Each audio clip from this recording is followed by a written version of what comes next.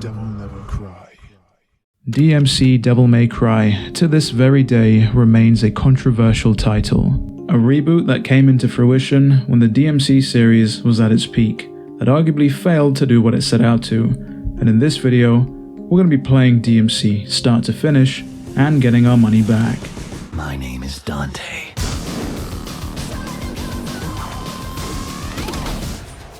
For the unaware and uninitiated, here's exactly how things are going to work. Steam as a platform has a very specific refund policy that allows you to refund a game, no questions asked, provided you meet two specific requirements. The first requirement is that the refund request must come within 14 days of purchasing the title you wish to refund. But this isn't the requirement that we're concerned with. The second requirement for a refund is that you must have less than 2 hours total playtime on the title you're trying to refund. And so that neatly outlines our challenge. We'll have to beat DmC Devil May Cry within 2 hours if we want to get our money back. Taking a look at the DmC speedrunning leaderboard, under 2 hours is definitely feasible, provided of course you're a seasoned speedrunner of DmC and you have the luxury of resetting when you don't get an optimal run. I, on the other hand, have no experience whatsoever speedrunning DmC. In fact, I'd go as far to say that this is the game I have the least amount of experience with in the series. And to top it all off, I have a hard limit of 2 hours, regardless of whether I fail or prevail at this run. We'll be playing on human mode, aka easy difficulty, and we'll be doing it from a fresh save, of course. Honestly, this will be the most difficult challenge yet. So without further ado, it's time I stopped talking and started playing some Devil May Cry. So here we are, finally tackling the DmC reboot. I'm not gonna lie, this is the one DmC game that I was the most anxious to get stuck into with this challenge, and that's for a few reasons. The main reason, as previously mentioned, is the lack of experience with this game overall. I've beaten the game start to finish, back to front 100% a handful of times, but the last time I seriously touched this game was back in 2015. That was 7 years ago, and so I knew that I'd be rusty going in. I made sure to watch a full run of this game and did as much research as I could, but everybody knows that research is not a proper substitute for experience. On the topic of experience, I also completely forgot how many unskippable cutscenes and walking segments this game really has. So all in all, you don't have as much time as you think you do. It's also probably worth mentioning that the control scheme for this game is entirely different from the main series. If you've played any of the DmC games from 1 to 5, and you hop into another, you'll largely feel at home as the controls are pretty much the same, but that's not the case with this game. So I knew going in that there'd be a few input errors and that there would be an adjustment period as I literally got to grips with the controls. I was just hoping that it wouldn't take too long.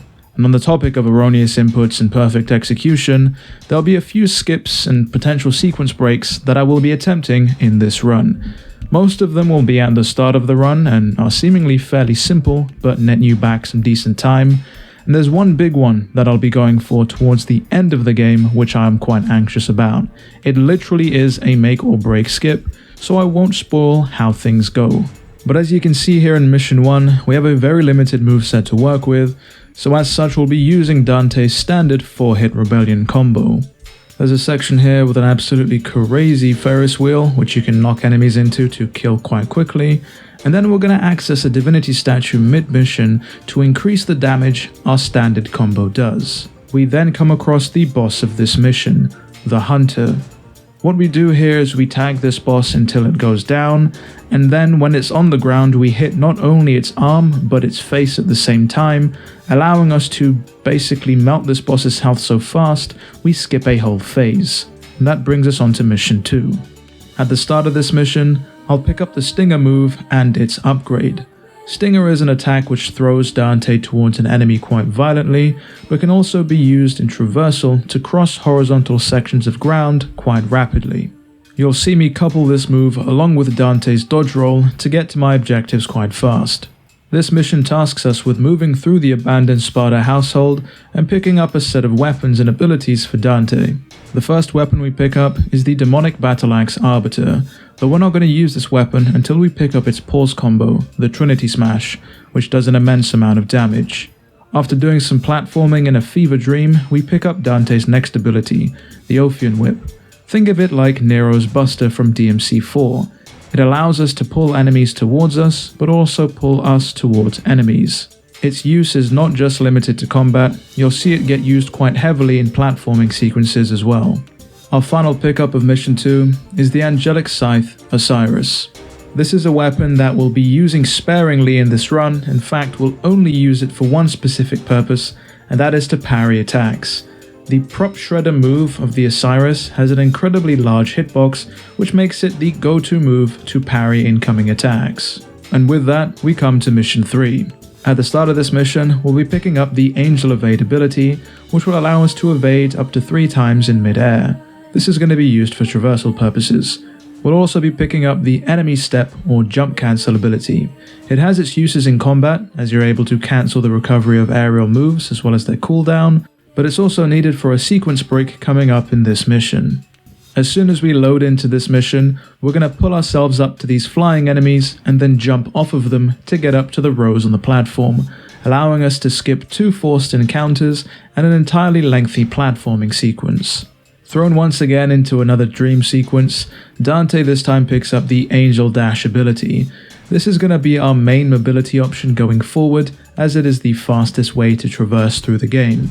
Think of it like a mid-air stinger, except it goes further and it's more easily controlled. After completing that sequence, we have 1 forced enemy encounter to do before we can end the mission.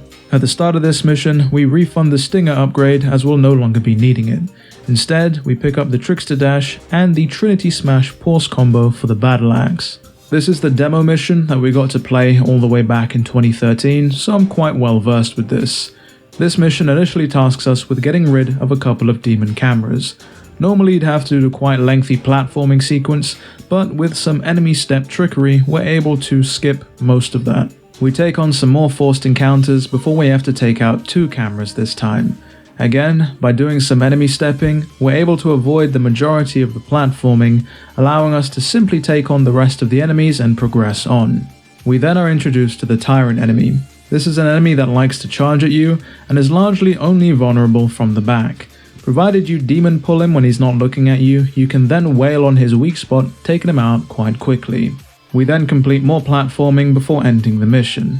We start this mission by upgrading the damage of our standard aerial combo before being forced into a walking segment. I absolutely abhor this section, but it is what it is and it can't be skipped. At the end of this walking segment, we're pulled into Limbo, aka the Demon World, where we're forced to backtrack through a twisted and warped environment. As we meander our way through this twisted slurm factory, we take on some platforming and some forced encounters. Though nothing can keep us held down for too long, we eventually make our way to another encounter with a couple of tyrants. It's at this point, in this encounter, that I pull out the most overpowered tool in my arsenal, and that is the platforming itself. You see, if Dante slips off a platform and plummets to the abyss down below, all that happens is he loses some health and he's teleported to the top where he fell from.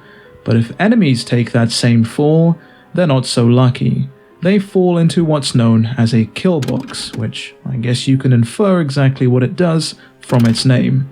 So if a player were to jump off a ledge, pull some enemies towards him, and then jump off to the safety of the ground, what do you think would happen? If you guessed that they'd hit the kill box and die immediately, you are correct. The reason the game does this is to stop softlocks from happening. If an enemy falls off a ledge and there was no kill box, the player would essentially not be able to reach them, which would force the player to restart as they can't progress. But a kill box alleviates that problem. The issue is, players can abuse this mechanic and pull enemies to their doom. And this is overpowered because once Devil Trigger gets involved, 90% of the enemies are susceptible to this one trick. And with that encounter out of the way, it's time to press on to Mission 6. We start this mission by picking up the Demon Evade ability, which augments our damage once we get a perfect dodge, upgrade our health, and upgrade the damage that Ebony and Ivory do. After completing a timed platforming sequence, we move on to the Slurm Queen boss itself, which unfortunately isn't all that fun.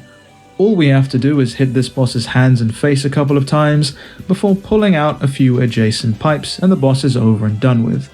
Unfortunately, all of the bosses in this game pretty much follow the same suit. Do one thing 3 times and the boss is over and done with. As we start mission 7, we pick up some moves for our newly acquired weapon, the Eric's Gauntlets, aka the Hulk Hands. We pick up Showdown level 2, which is an aerial move that allows us to spike enemies straight to the ground. Back in Limbo, we traipse through the literal upside down, taking out swathes of demons as we go along. There's nothing too challenging about this mission. The only thing of note is that we're introduced to the rage enemies for the first time. These enemies are always fought in pairs, and once you kill one of them, the other flies off into a fit of rage, where they're able to relish in the hyper armor that they get. Unfortunately, they are still no match for us, and they go down without a fight. That moves us swiftly on to mission 8, where we are tasked with recovering the Eye of Phineas, a demon that Dante has met in Limbo. We don our Hulk hands to punch our way through walls, and angel dash to get over large distances, before narrowly avoiding a runaway demon train.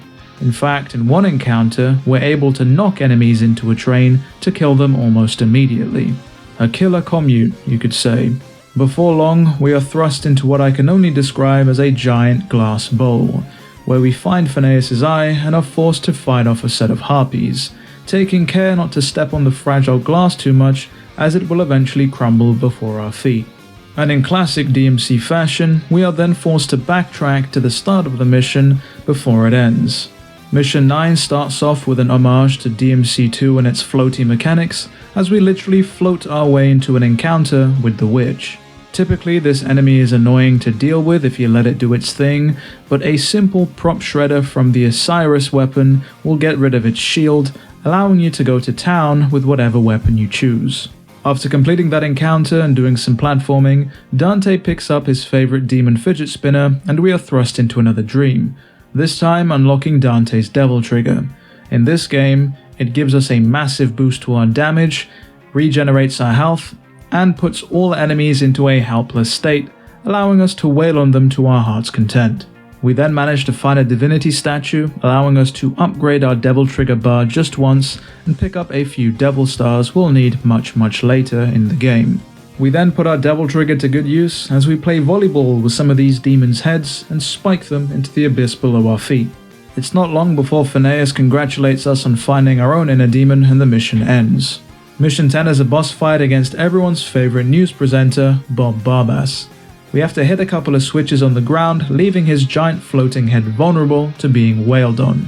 At certain sections, we'll be thrust into live news reports featuring us slaughtering demons as humans call us all sorts of vile, crude things.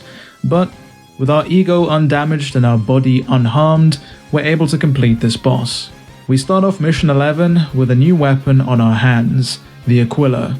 These angelic boomerangs are going to be vital for our killbox strategy. The two main moves that we're going to buy are Buy-in level 2 and Aerial Buy-in level 2. This is a pause combo that pulls in enemies from across the battlefield all towards Dante. Great if you want to pull off an AoE attack with the maximum amount of impact, or if you're floating above a killbox and want to pull a set of enemies all towards you. This mission introduces us to the Butcher enemy, which can be annoying if you don't know how to take them down properly.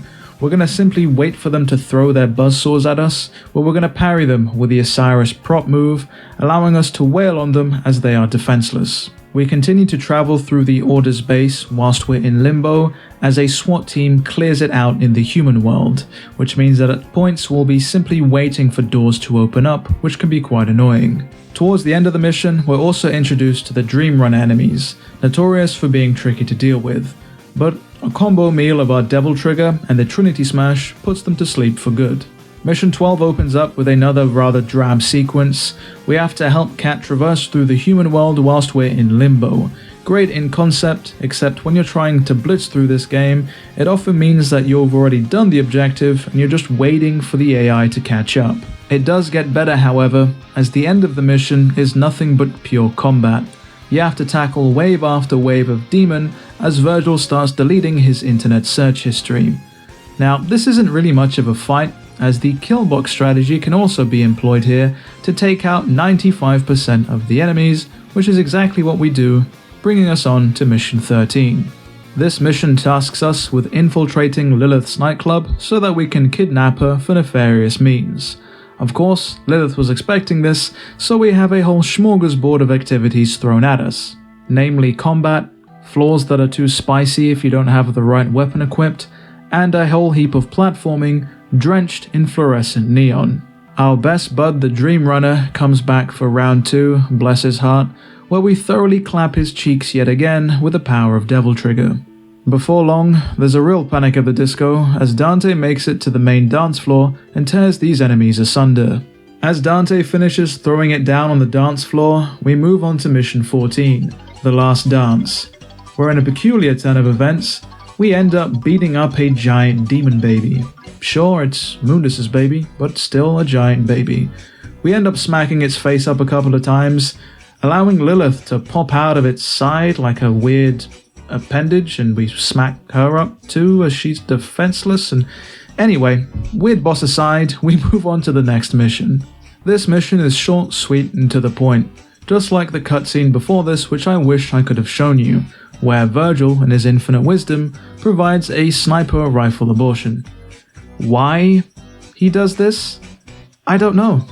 I wish I had the words, but as you can see in the gameplay behind us, all we have to do is help Virgil be a better driver by not literally crash into every fucking object he sees. That brings us on to mission 16, The Plan. Interesting name considering Virgil didn't stick to the previous one. As the world goes to shit quite quickly thanks to the effects of Limbo, we platform our way to the entrance of Mundus's tower.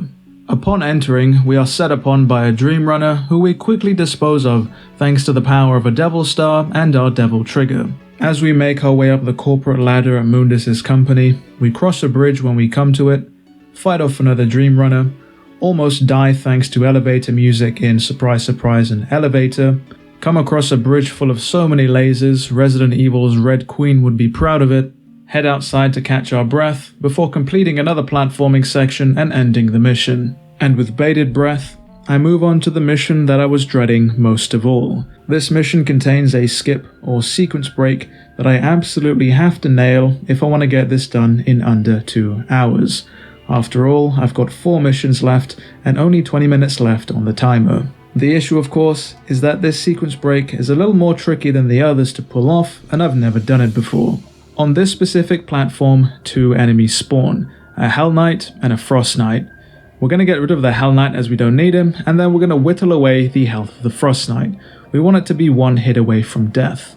Then we're going to pop our Devil Trigger, thanks to the help of a Devil Star, and essentially pull and enemy step our way up to the platform above. Once we're at a sufficient height, we're going to kill the Frost Knight, Angel Dash to the left, and then Angel Grip our way up to the platform above. All in very rapid succession, taking extra care that you don't want to be in the air too long, as the flames are an environmental trap in this level that will kill you if you're not careful.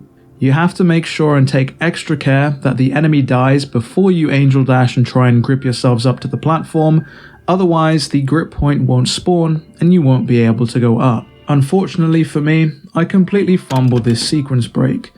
Maybe I didn't get enough height on the initial enemy steps, or perhaps I was too slow with my inputs when Angel Dashing and attempting to grip, but I plummet to my doom. At this point, my heart sunk. I knew I wouldn't be able to restart from checkpoint as the game had autosaved after I'd beat those 2 enemies, so the same strategy could not be employed. Before me, I essentially had 2 options. I could try and press on, knowing full well that I probably would fail the 2-hour challenge if I took this mission on normally, or I could quit the mission and start it from the beginning, which is exactly what I did. Undeterred, I went for the skip a second time, this time prevailing. Now technically, there's a second part to the skip that I've just done. It involves walking around the outer rim of this arena to not proc the next cutscene, and there's a good reason for that I'll get onto in a second. But this part 2 of the skip was something that I decided not to do because it was far too execution heavy, especially for somebody who's never even tried it. The window of opportunity to get this just right, get your landing just right, get your jumps just right, is far too small for me, so I skipped it altogether. I instead went straight through the arena and procced the cutscene. And the reason you don't want to do this is because the sequence breaking we've just done in the previous skip has now broken the environmental trap, which means that the flames that you see that oscillate from high to low will permanently stay on high. This means that the upcoming platforming to the end of this mission will for sure get you killed. Unless, like me, you've come equipped with a substantial amount of Devil Stars and Vital Stars to brute force your way through the environmental trap's damage. And with our ego fully inflated and our devil trigger pulled at that galaxy brain strat, we move on to mission 18. Unfortunately, this isn't really a mission that you can sequence break, and it is a lengthy one. We start the mission off with a mildly intricate puzzle. We have to hit these switches numerous times and in the right order to get them all to line up correctly. This would have taken ages to figure out, but thankfully it took me seconds as I had written down the solution beforehand. After lining all of the switches up at the center, we then had to head into each corridor one by one, flipping on a switch. The issue is, of course, is that after we flipped each switch, there'd be a forced encounter to fight. And then when we came back into the center, there was another forced encounter to take on. With 8 encounters in total, and with time running out, this was definitely an anxiety-inducing mission. Thankfully, we were able to steamroll through most encounters with the help of some Devil Stars and Devil Trigger. With less than 10 minutes left on the clock, we pressed on to mission 19, the fight against Mundus. Visually, it looks like Mundus is merged with a set of local garbage trucks and is wearing a scowl reminiscent of somebody being sold a set of big round lemon sweets only to find that they're urinal cakes. The Sons of Sparta take revenge on Mundus for putting their father in a gimp suit and disappearing their mother by introducing him to the concept of the Eiffel Tower. And with Mundus down and out for the count and 6 minutes left on the clock, we move on to the final mission of DmC Devil May Cry. What is the final mission, you ask? Of course, it's a boss fight against Virgil, because the showdown had to happen no matter where the story took us.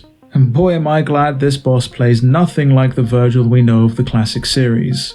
I chuck on the demonic battle axe Arbiter and mash away to my heart's content, and Virgil goes down faster than you can say Mundus did nothing wrong. The boss fight ends with Dante taking Virgil to the penetration station with his sword, before allowing us to skip through the rest of the cutscenes, credit sequence included, and as the final mission results screen comes up, our timer ends. We have beaten DmC Devil May Cry in 1 hour, 54 minutes and 45 seconds. And so there you have it. DmC Devil May Cry has been bested in under 2 hours. Before we go any further, I do want to say a big thank you to those of you who are still watching. Thank you for not only supporting this video, but supporting this series. And to those of you still watching, still listening, let me know down in the comments below what you want to see me tackle in under 2 hours. And who knows, maybe it'll be your selection that I decide to tackle next. Getting back on track though, the game has been beaten in under 2 hours and we are well within our right to request a refund. Except that I can't. You see, what had happened was my dog Dio actually switched my PC for my console, so turns out I was playing on my console the entire time, and yeah, blame him. If you enjoyed today's video, do be sure to leave a like and consider subscribing. Not only does it help out a ton with the algorithm, but it also means you won't miss out on the next installment. With all that said and done, it has been me, DevilNeverCry. I'd like to thank all of you for watching, and as always, I'll see you all next video.